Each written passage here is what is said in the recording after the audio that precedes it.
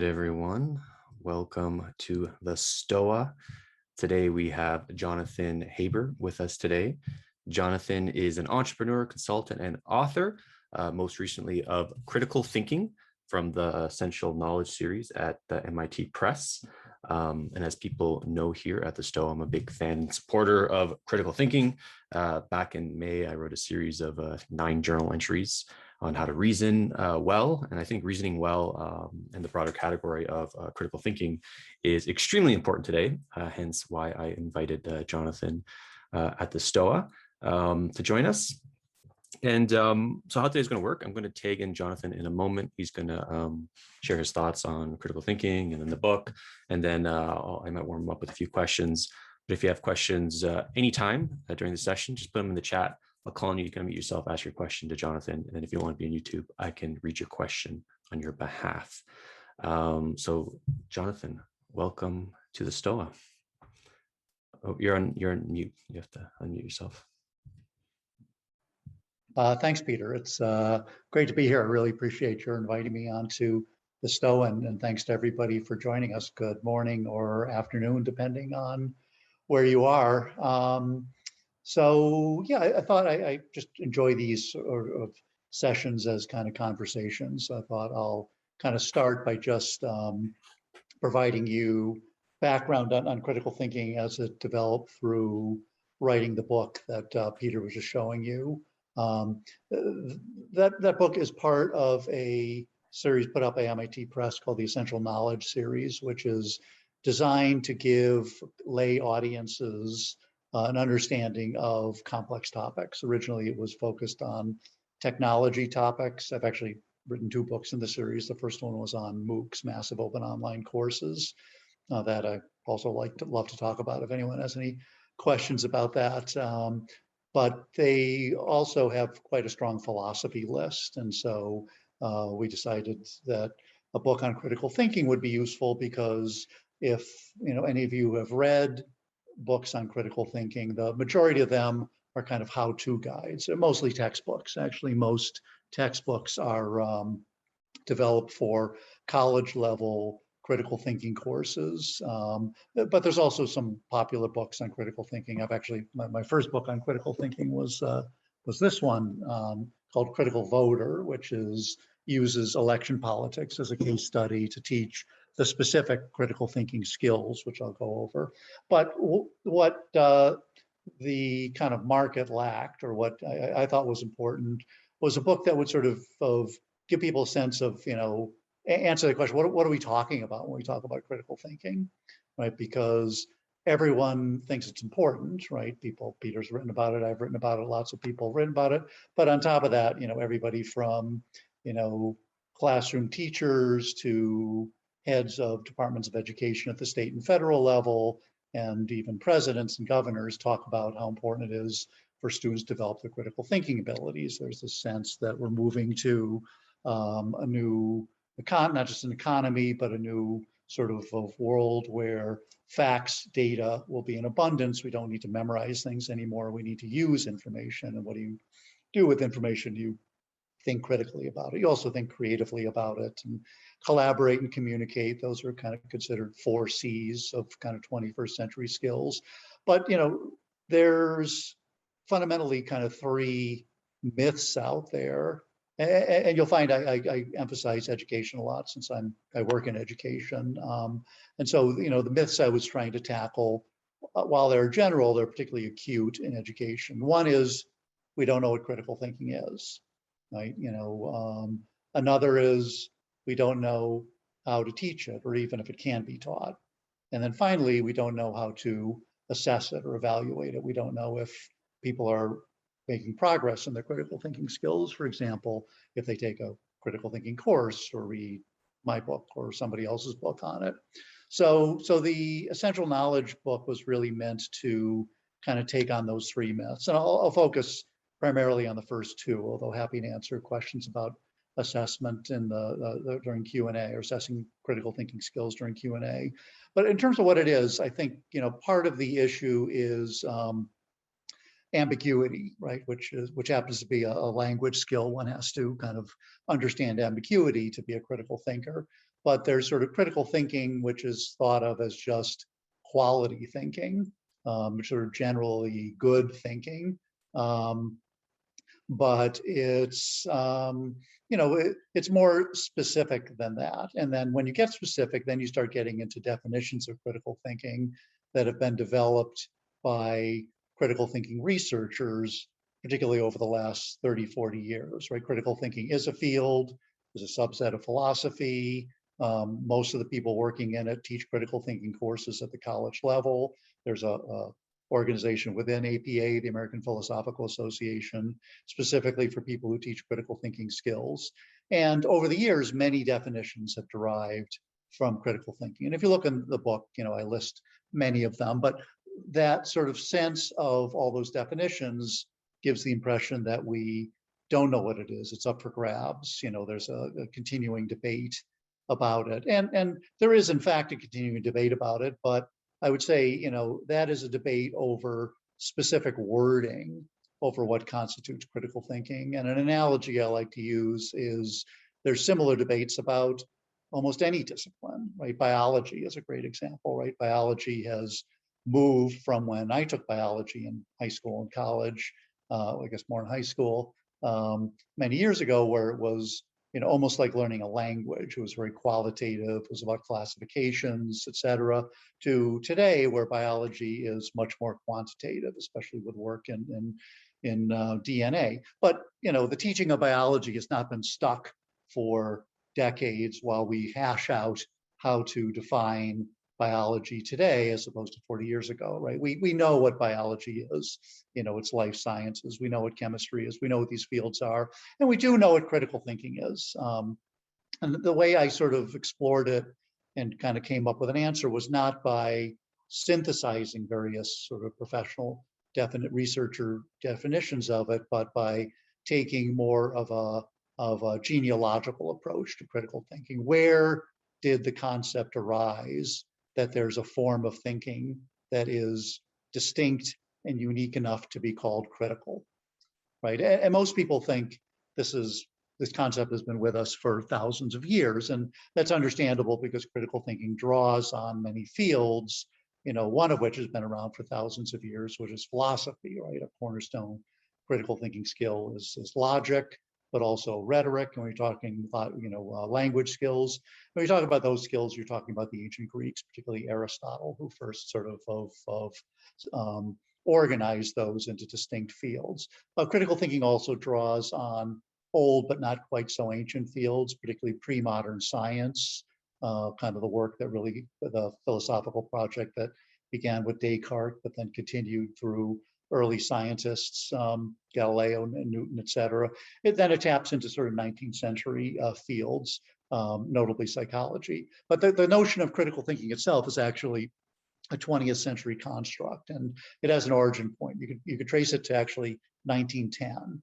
In 1910, John Dewey, who I imagine many of you know, was probably one of the most important American intellectuals of the 20th century, particularly well known in the field of education.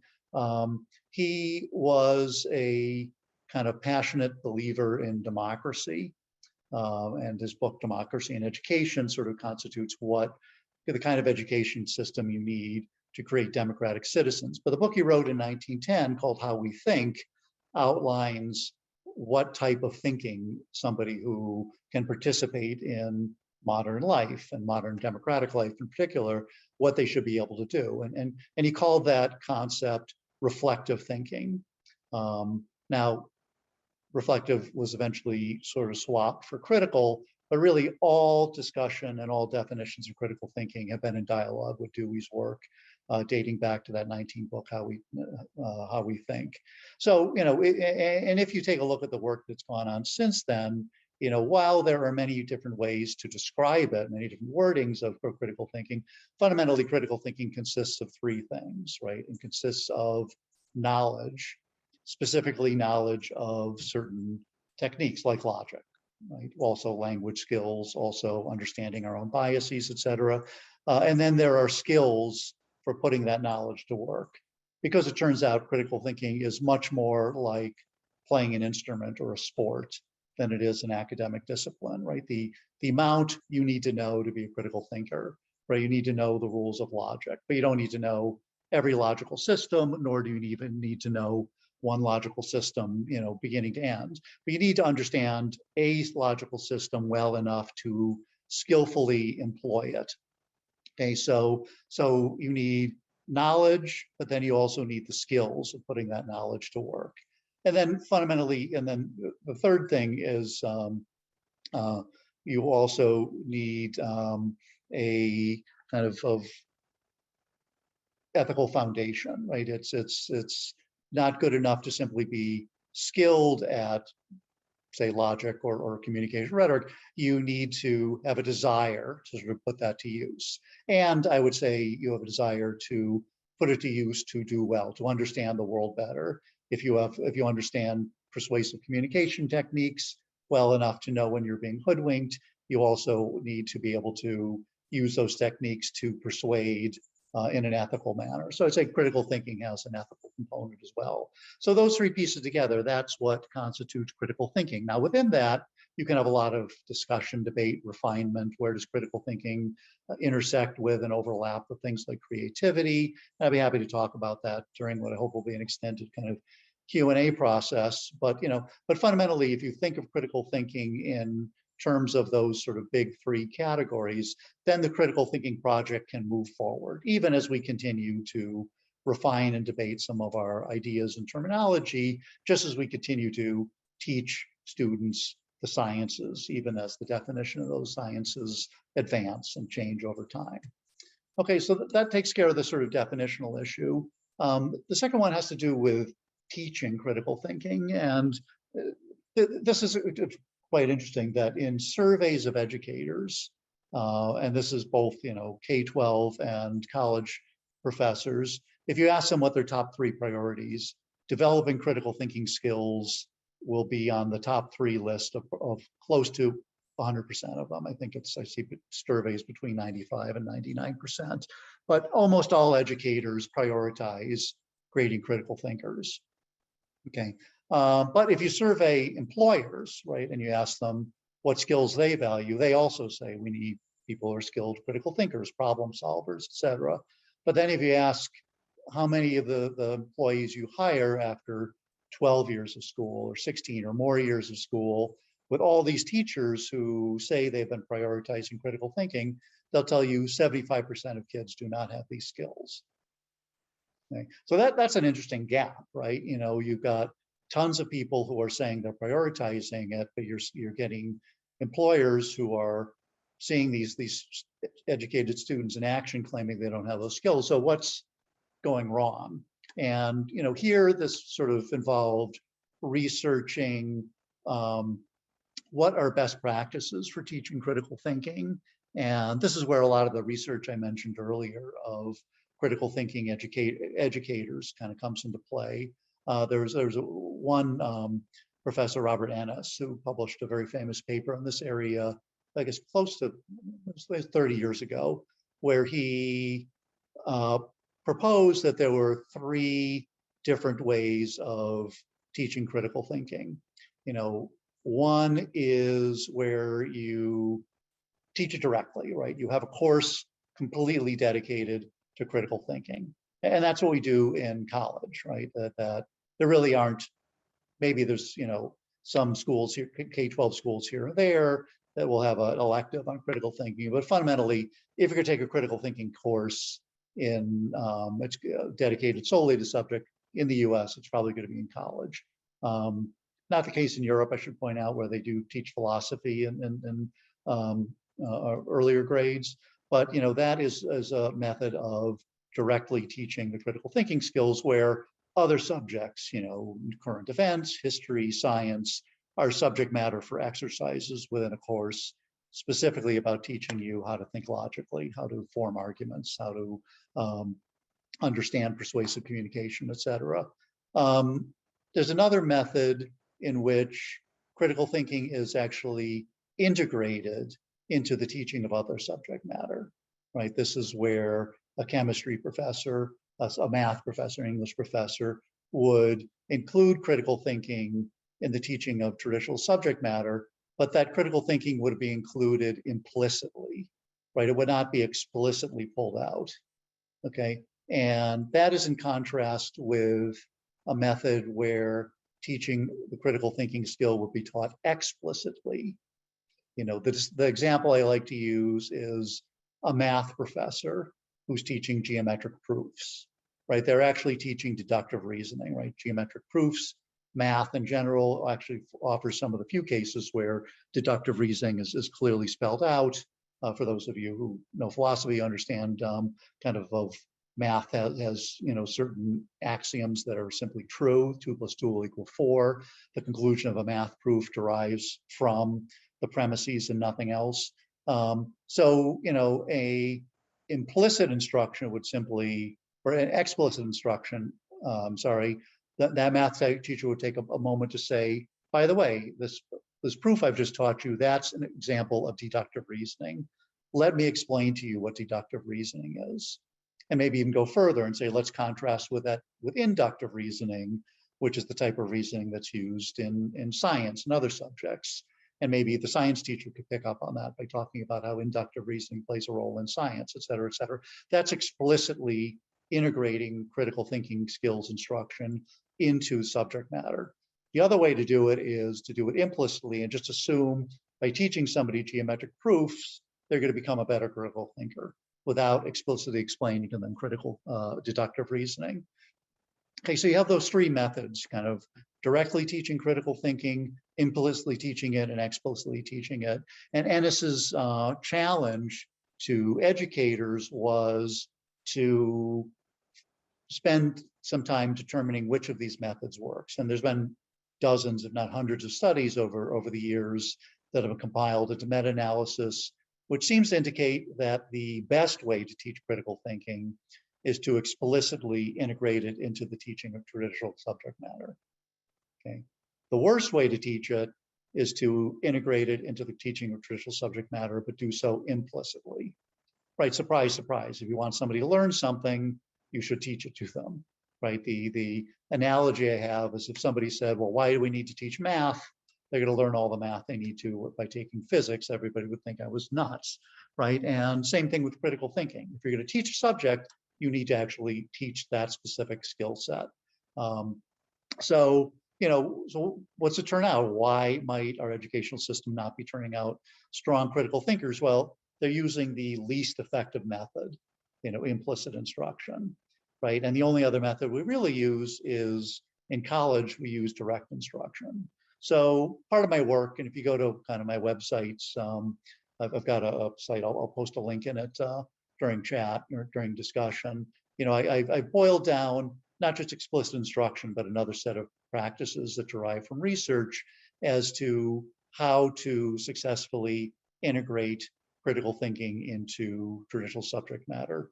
I call them high leverage practices, which if those of you are in education, particularly math education, might be familiar with the work of Deborah Ball, who highlighted that certain topics, teaching certain things in certain ways gives you an enormous bang for the buck. And that example I just used of geometric proofs and explicit instruction is one of the major critical thinking high leverage practices. Another one is deliberate practice, because as I mentioned, critical thinking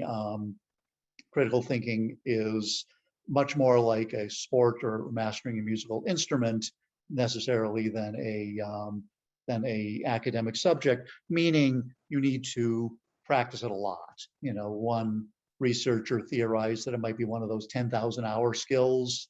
And I'm guessing people on this call understand that even the person who invented that sort of 10,000 hour concept was not saying it was exactly 10,000 hours, but putting that debate aside for now, critical thinking is something you get better at as you do it more. And that needs to be woven into curricula in particularly creative ways, right? Because even if it only takes 5,000 hours to become a good critical thinker, or 2,000 hours, that's more than any one teacher is going to have with students, right? So in addition to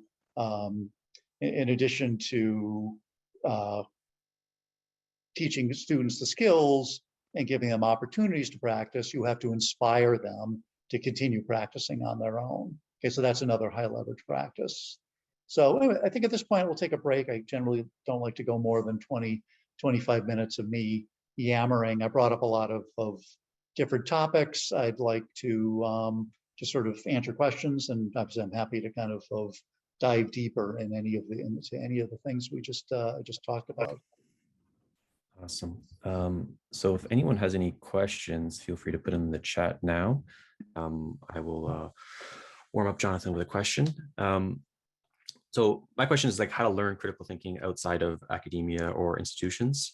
So something I've been thinking about launching here at the Stoa was what I'm calling sense-making squads, basically protocols for 3 to 4 people to meet on a regular basis to make sense of some facet of reality. For example, like the vaccine or vaccine passport issues. And critical thinking is going to be like, critical for this sense-making squad.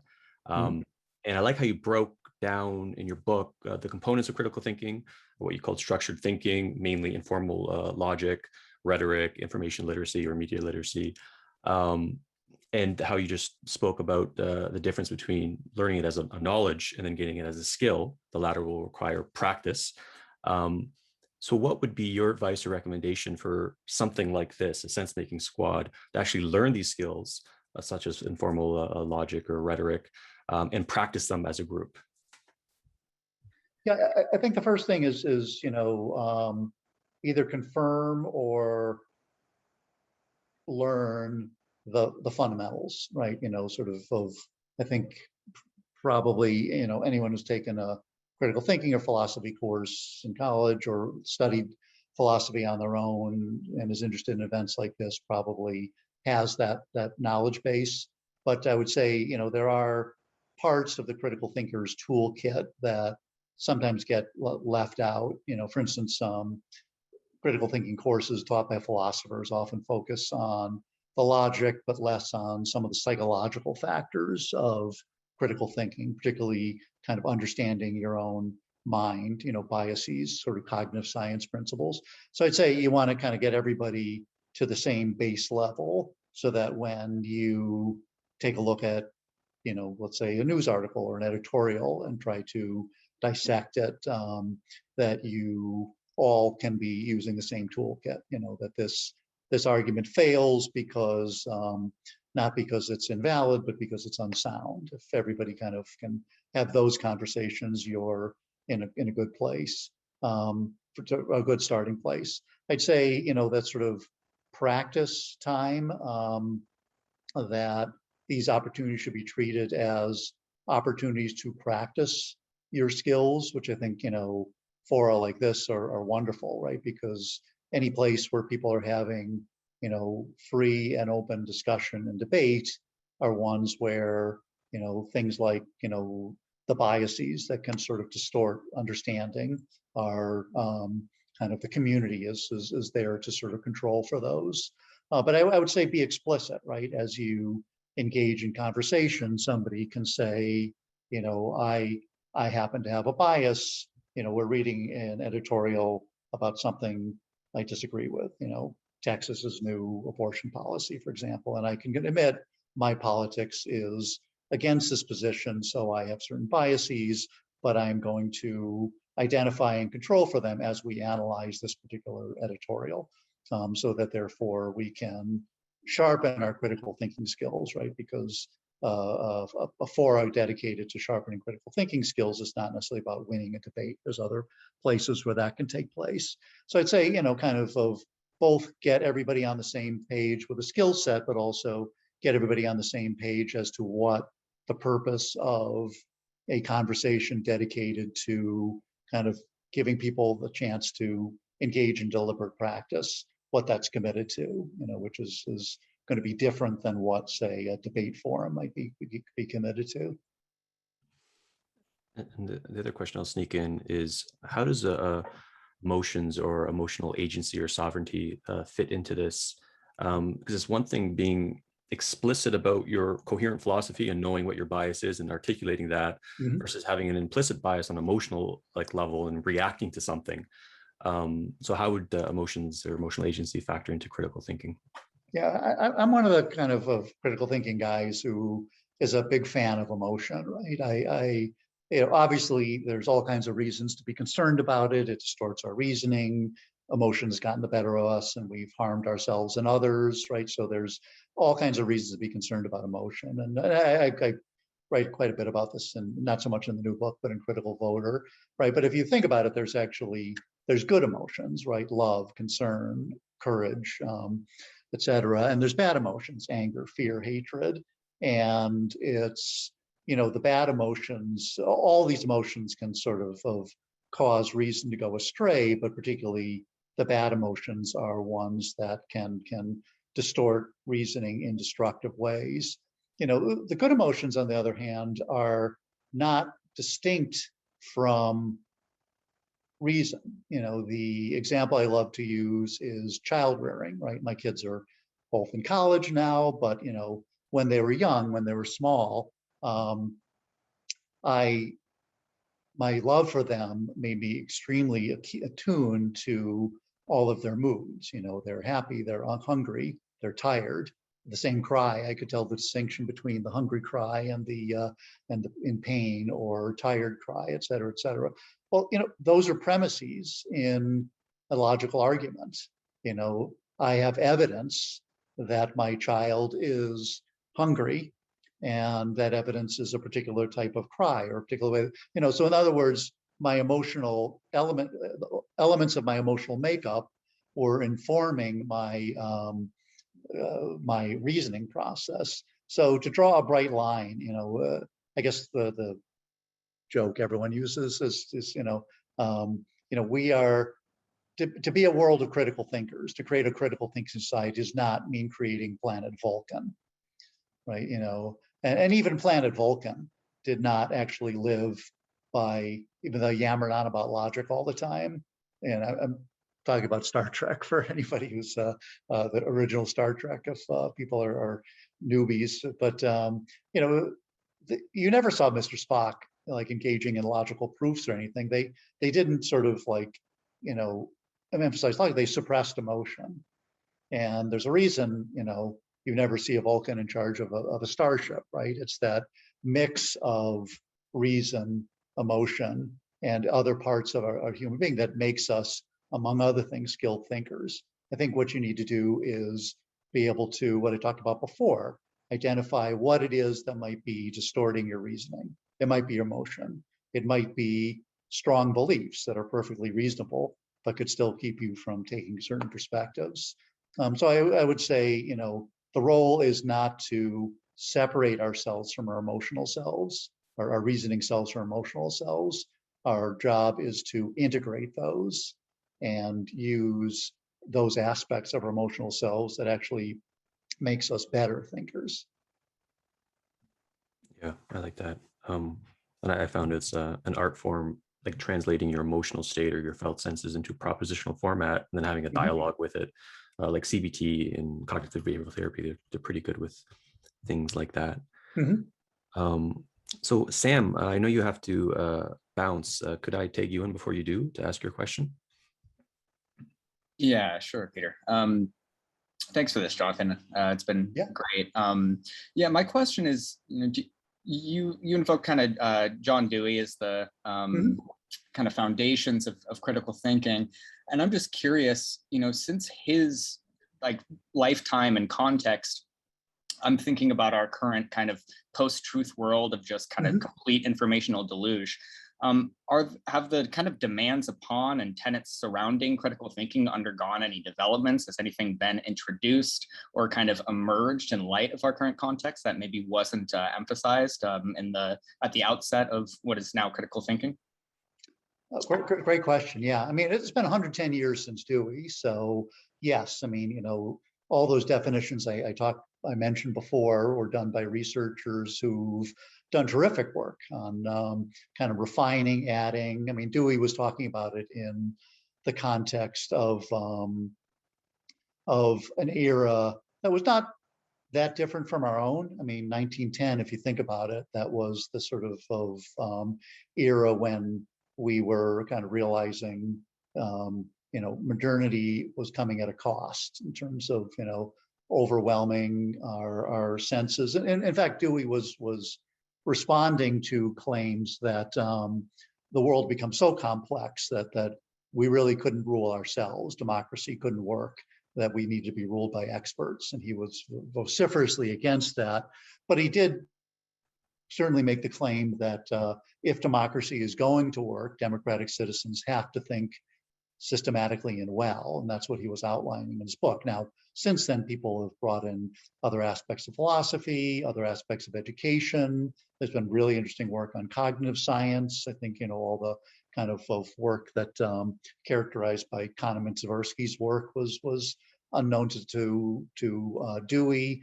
But, that work demonstrates that, the ancient Aristotelian notion that we are reasoning beings, but when our reasoning goes astray, it's because our emotion or our animal instinct takes over. Well, that's not exactly true, right? As recent cognitive science research shows, our reasoning is not so hot either, right? There's holes in our reasoning. We take shortcuts, and that shortcuts can lead to errors. If I asked everybody in this room how many of each animal did kind of, or everybody in this Zoom room, how many of each animal Moses brought on the ark, I'm guessing most of you would hold up 2 fingers, even though Moses had no ark. It was Noah that had the ark, right? That's a cognitive illusion that has nothing to do with, our emotional state or our animal nature. It's just the way our brains are wired. And I would say, some of the things that we need desperately to catch up on is, people talked about not just the last couple election cycles, but going back, probably, maybe not 20 years, but close to 20 years. What I perceived is that people are not necessarily playing to our hatreds or bigotry or emotions. They're playing to flaws in our reasoning. And I would say, systematic critical thinking skills, that certainly, everything outlined in Dewey's How We Think, but all the work that's gone since then, those are still universally applicable to helping us with our present deluge, right? The deluge now is coming from manipulative social media platforms being used by manipulators behind the scenes. But, those are just new tech equivalents of, Hearst newspapers in the early 20th century that were kind of impacting society's ability to sort of rule itself. So I'd say, the answer to your question is, Sam, is absolutely yes. There is work that's been done since then, but it's been building on principles that Dewey was writing about in response to the same thing we're struggling with now. Does that help out answer your question? Yeah, it does. Thank you for that. And that's new to me, that, it's not just emotional manipulation that's going on, but it's actually kind of going for the Achilles heel and just our reasoning as such. So I'll be curious to look into that a little bit more. Yeah, well, absolutely. Yeah. If you look at like, so not that this hasn't gone on for years, but like, in ballot initiatives, right? You always have like 2 sets of signs, one that's sort of explaining why you should vote yes on 2, and then another one that just says no on 2, no explanation whatsoever. And that notion is, you will you may not even know what the issue is. You may be reading about it for the first time when you get in the voting booth, but the no on 2 message has sort of like been drilled into your head. And so that sort of becomes just sort of your default. It's kind of like if you default to, it's like the nudge principle, right? If you've read Nudge, if you have the default being everybody's an organ donor unless you opt out of it, versus you have to opt into being an organ donor, you'll get many more organ donors. Sort of no on 2, no on 2, no on 2, that works the same way. So yeah, there's chinks in our armor, our mental armor, above and beyond, the things that are not part of our cognitive makeup. Thank you, Sam. I'll take in, let's do Reed then Amy. So Reed, you had a question. Sure, thanks for this, Jonathan. I spent a lot of time in circles in science communication and critical thinking. And something that I've kind of noticed is that there's this phase when one's developing their critical thinking where they are liable to get stuck, where they learn the tools of critical thinking, but they exercise them in a kind of weaponized way. So I'm curious, I'll just read out my question. If critical thinking is a process by which we exercise our skepticism, what processes would you recommend for exercising openness and wonder? And what other practices might you recommend to avoid an unhealthy relationship with an overdependence on critical analysis? I love this question. I really love this question. Yeah, I think, if I mean, anybody spent time on online debate forums, right? I mean, no one goes there anymore since they've become such a sewer, but, I kind of was into them way back in the day of Usenet, if anybody remembers, the sort of early thing. But inevitably, like, you get into a political argument and somebody would bring up, like, a list of fallacies, or a list of kind of logical principles, and there was no problem with that, right? I love that notion that people were understood those principles, but they were doing exactly what you said. They were weaponizing them, right? This is the fallacy of argumentation from authority. And why did I bring it up? Because an argument I disagree with is using it, right? It's not that I'm seeing it on both sides of the expression. It's been weaponized. It's like you are engaging in a fallacy. And I while I liked this notion of bringing up these sort of principles from an educational standpoint, that's a problem in two ways. One, it is using critical thinking skills offensively, as opposed to something to improve your own understanding and other people's understanding and dialogue. And second, it doesn't work. It's dweeby, right? How many of you would stop and think, oh, I engaged in a fallacy, I better rethink my principles, right? It's not effective. So I would say, part of it is it's like learning any skill. When you get good at it, you want to show it off. So there's nothing necessarily wrong with that. But I think, somebody who is has internalized critical thinking principles, and like I said, if it's a 10,000 hour skill, or even a 5,000, even people who do it a lot, I think about it all the time, but I don't think I'm anywhere near there yet. But you sort of internalize it so that towards what you can accomplish, right? What do I want to accomplish? I want to understand how the world works better. Okay, I can use critical thinking skills to filter out some of the things people are trying to convince me of that might not be true, right? I can reason about this. I can understand when something is not a matter of scientific truth or falsehood, but an argument that is either strong or weak. I think, a great example of this is science. You said you've worked in scientific communities, right? Why is science so spectacularly successful? Well, it's not because there's a method that always gets you to the truth, right? Science is a community. Science is a place where certain principles are embodied in a community to kind of confirm, to deal with each other's flaws, right? Scientists get things wrong all the time, but the nature of science is that you share your work, your work is peer reviewed, et cetera. So it's the culture of science that works, not necessarily any one particular scientist that can go astray. But science also will where science can go wrong is it presents facts, or it can it can make these things seem like they're a matter of fact, when in fact they're a matter of argumentation. I was just talking with my wife about this yesterday, that global warming is a great example, right? There's global warming, the kind of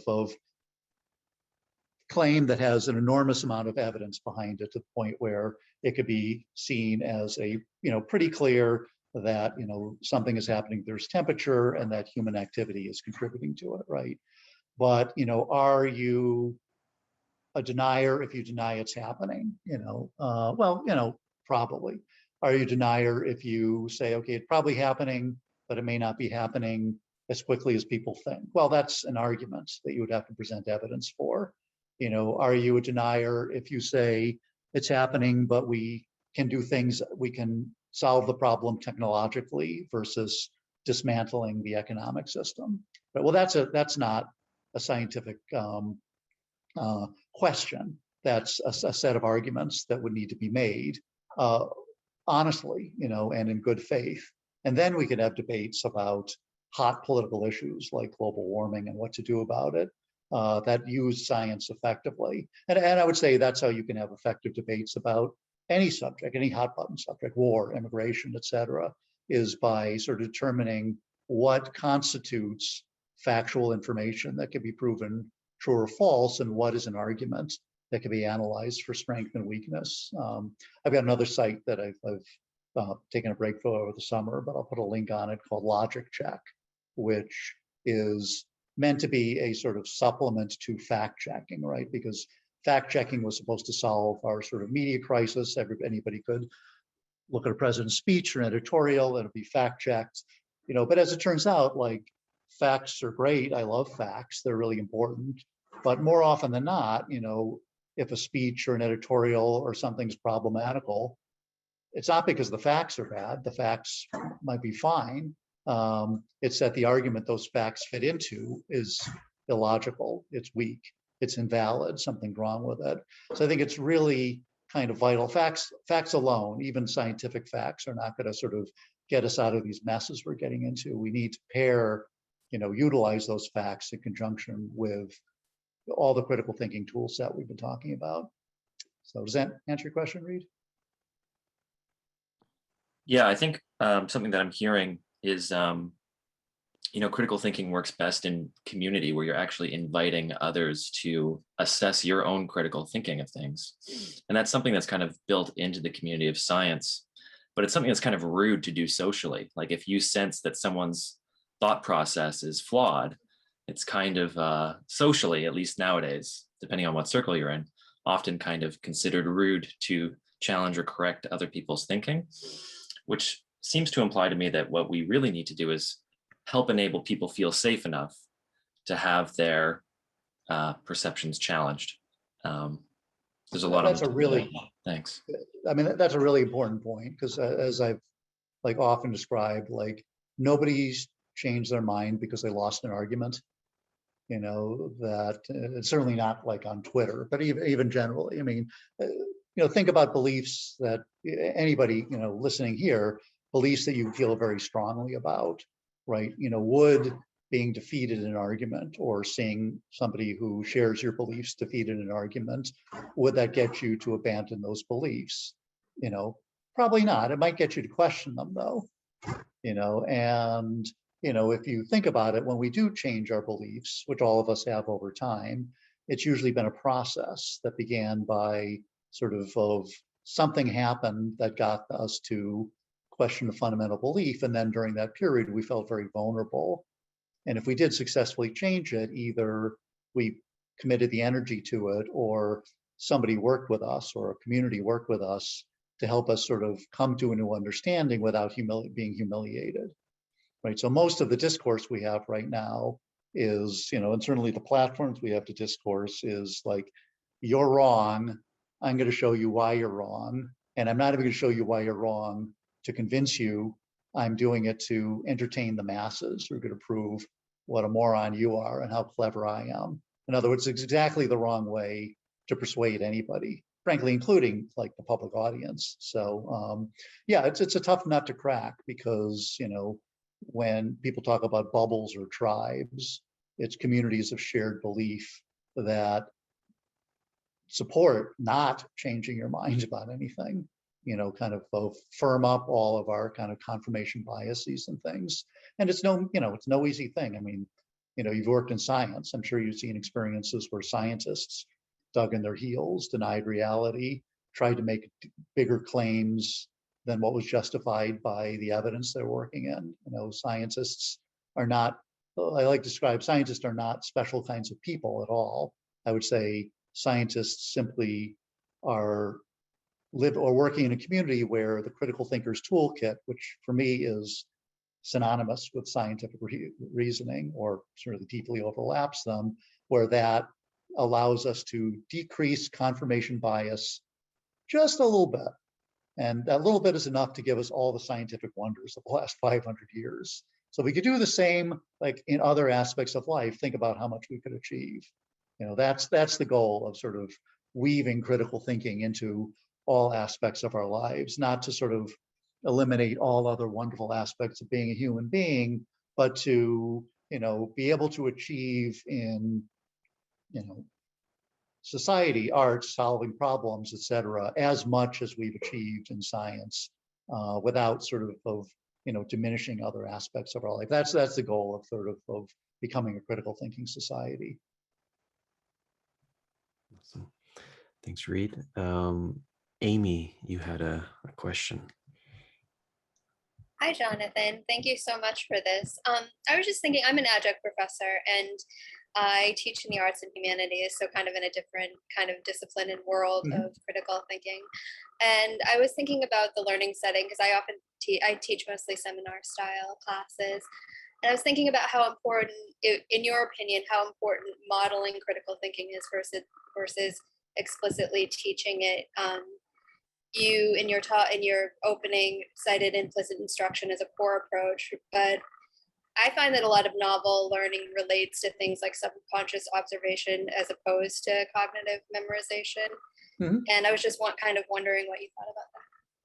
Yeah, I think I didn't mean to imply that explicit instruction absent, implicit modeling is superior. I think, the method that I think works best is, you do model it, not just, when you happen to be teaching a topic that's rich vein of critical thinking, like my geometric proofs example, but, generally that I think students do understand when the professor, their teacher they're talking to reasons well, but in fact, I think most professors and teachers reason well. That's why they assume that just their own quality reasoning, modeling their own quality reasoning, is giving their students enough to become critical thinkers themselves. And I think what I'm implying is that, just simply being an exemplar of critical thinking is not enough for students to understand what it is you're doing well. That's what requires the explicit instruction. So if you are, leading a seminar and having a discussion and dissecting somebody's arguments because that their logic is structurally sound, but the evidence is poor. So in other words, it's an unsound argument versus a invalid one. Well, I think it's worth kind of pausing, not for every single time, but pausing at certain key points to explain why your reasoning about the subject is quite skilled, or why a student's reasoning might be flawed. And then you could sort of move that into sort of deliberate practice, right? Well, let's take a look at this, right? We're arguing over, and there's no reason this can't become part of discussion of any subject matter. I've talked with arts educators at another webinar, and you're having conversations about aesthetics. You're having conversations about all kinds of things that are deep, rich veins that things need to be argued out, right? Because there might not be facts of the matter, whether something is beautiful or not, but there's different arguments that could be made, sort of for and against, and that's a rich vein of critical thinking topics. But I guess I would urge you to kind of, those things you model that you think you're modeling well, can you articulate what it is you're doing?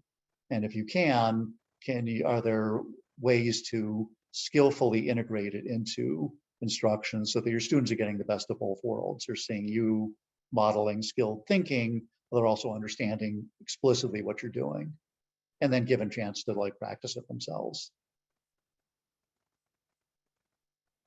Yeah, I think that's been the missing piece. So thank you very much. Yeah, you're welcome.